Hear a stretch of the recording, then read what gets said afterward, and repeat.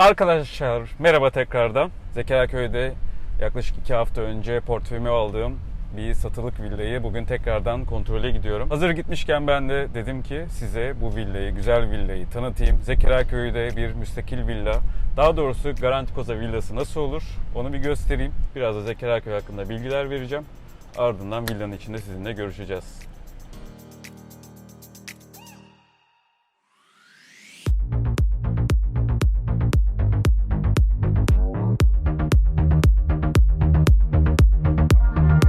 Arkadaşlar şimdi villaya giriş yapıyoruz. Eve girmeden önce size villanın konumunu anlatayım. Burası Zekeriyaköy'ün ana caddelerinden bir tanesi. Bu gördüğünüz yol hemen çarşıya gidiyor. Zekeriyaköy'ün merkezde bulunan çarşısına çok yakın. Tüm bankalar, restoranları bulabileceğiniz bir çarşı var.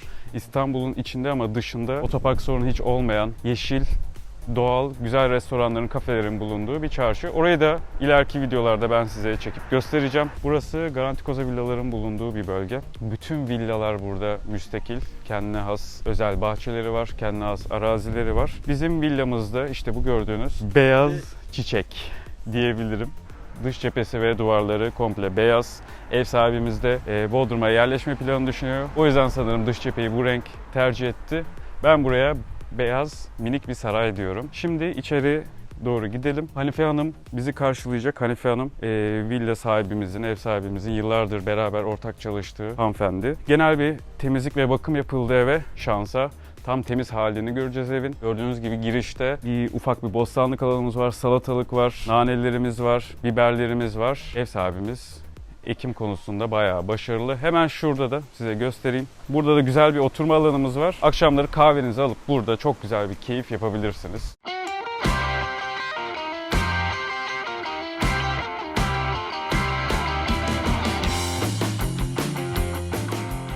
Ön bahçeye doğru gidiyoruz beraber. Bu villanın çok güzel bir ön tarafı var. Ben olsam akşamları buradan çıkmam. Her akşam yemeğimi burada yer, kahvemi burada içerim. İmkanım olsa zaten çalışmam, burada yaşarım. Barbekünüzü yapabileceğiniz, misafirlerinizi burada ağırlayabilirsiniz. Çok güzel bir alan var burada. Ahşap bir masası var ev sahibimizin. Benim en sevdiğim alanlardan bir tanesi burası. Ev sahibimiz buraya havuz yapmamış ama istenirse bahçenin belli alanları var.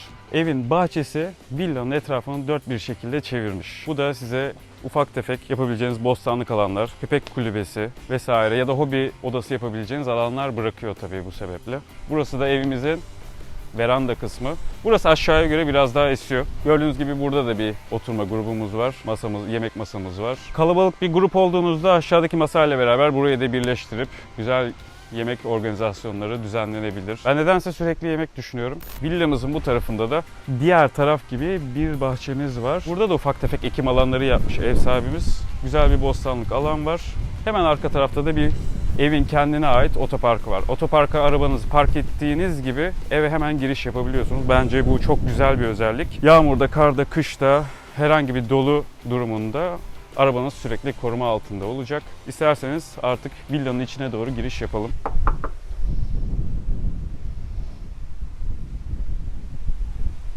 Hanife ablacığım merhaba. Merhaba. Nasılsın? Hoş geldin. İyiyim. Siz nasılsınız? Bak ben galoşlarımı yanımda getirdim. Evin temiz olduğunu biliyorum. Giyip, girip, girmece.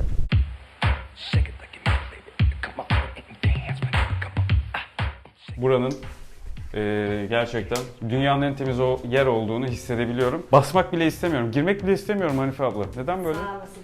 Temiz görüyorsun da ondan. Şu anda evimizin, villanın salonuna geldik. Bence gerçekten benim gördüğüm villalar arasında en güzel salona sahip villalardan bir tanesi. Hem malzeme anlamında hem de dekorasyon anlamında. Gerçekten çok hoşuma gidiyor. Işıl ışıl bir salon, pırıl pırıl parıldayan bir yer. Burada güzel bir yemek masası bölümümüz var. Ayrıca bu villa emsallerine göre salonu büyütülmüş bir villa.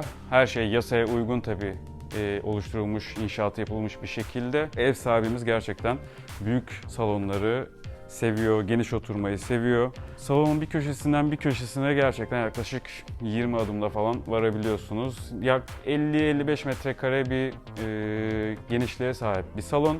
Akşam işten geldin, yorgunsun.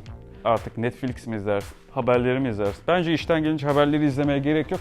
Zaten haberlerde stresten başka bir şey vermiyor. Sonra kalktın ve dedin ki bugün ben bir tane kitap okuyayım. Gördüğünüz gibi burası çok güzel bir kitaplık. Ev sahibimiz kitap okumayı gerçekten çok seviyor. Ben her geldiğimde burada böyle kitaplara bir göz gezdiriyorum.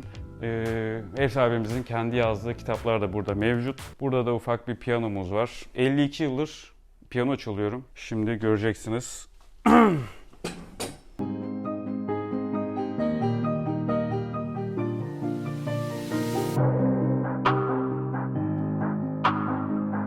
Güzel muhabbetlerin, sohbetlerin döndüğü, güzel yemeklerin piştiği mutfaklardan bir tanesi de burası. Yine her zamanki gibi beyaz boya ve benzeri renklere sahip bir mimariye sahip. Aydınlık. Tüm ankastre setleri Gaggenau marka. Güzel bir inverter özelliğe sahip Hitachi marka buzdolabımız var. Bahçeye çıkışımız var.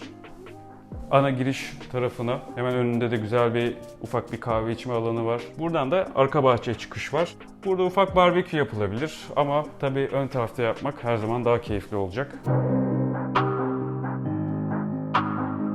Bu kat alt katın biraz daha büyük bir hacmine sahip. Toplam 4 tane odamız var burada. Bu odadan başlayalım. Burada bir tane banyolu yatak odamız var. Burası. Kendinize ait bir oda yapabilirsiniz veya çocuğunuza ait bir oda yapabilirsiniz. Zekeriyaköy'ü biliyorsunuz genelde aileler tercih ediyor ama yine yeni evlenmiş aileler de burada ev satın alıyor, kiralıyor. Çünkü gerçekten Zekeriyaköy'ün doğası İnanılmaz güzel. Şehrin içinde kaosundan sıkılan çoğu insan Zekeriyaköy'ü bir kaçamak noktası olarak görüyor. Ki bence haklılar. Pandemi döneminde de özellikle böyle yerlerin değeri gayet net anlaşıldı. Burada da bir tane odamıza ait banyo var.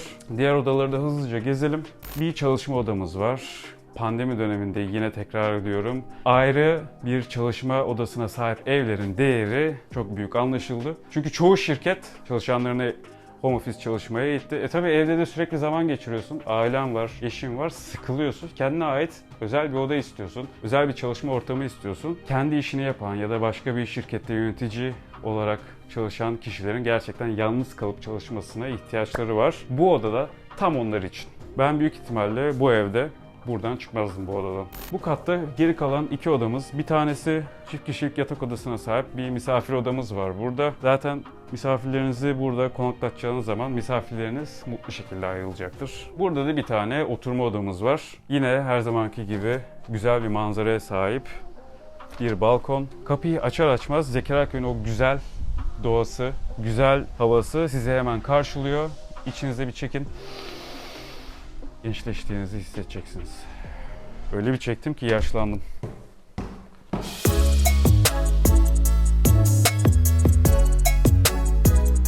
Tartışmasız en güzel, en keyifli odası, en havadar, en ışıl ışıl odası. Her yerden güneş alan bir oda.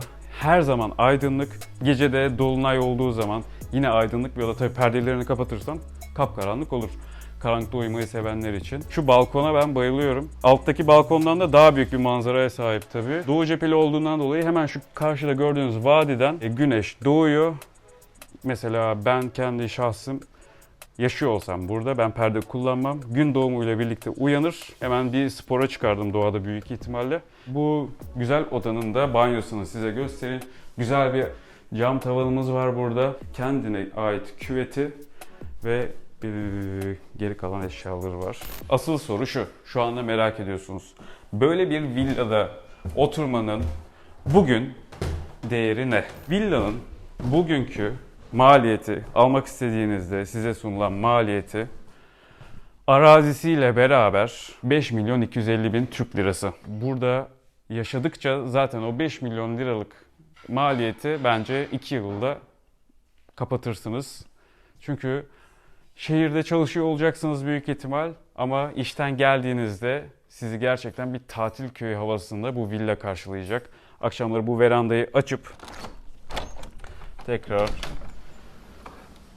şu terasta bir oturduğunuzda o keyfi gerçekten tadacaksınız. Evet arkadaşlar, bugünlük yaptığım sunum sanırım yeterli olmuştur. Dil sürçmelerim olduysa gerçekten kusura bakmayın. Bu işte daha çok yeniyim. Elimden geldiğince size Zekeriyaköy bölgesini anlatacağım. Tabii şehirde de yaptığım çalışmaları göstereceğim. Residence daireleri sunacağım size. Yine şehrin güzel semtlerini size göstereceğim. Nişantaşı, Etiler, Anadolu yakası, Avrupa yakası. İmkanım olursa tabii Bodrum, Antalya yani Güney ve Ege bölgelerini de size göstermek istiyorum. Bir sonraki videoda görüşmek üzere. Kanalıma abone olmayı lütfen unutmayın. Hoşça kalın.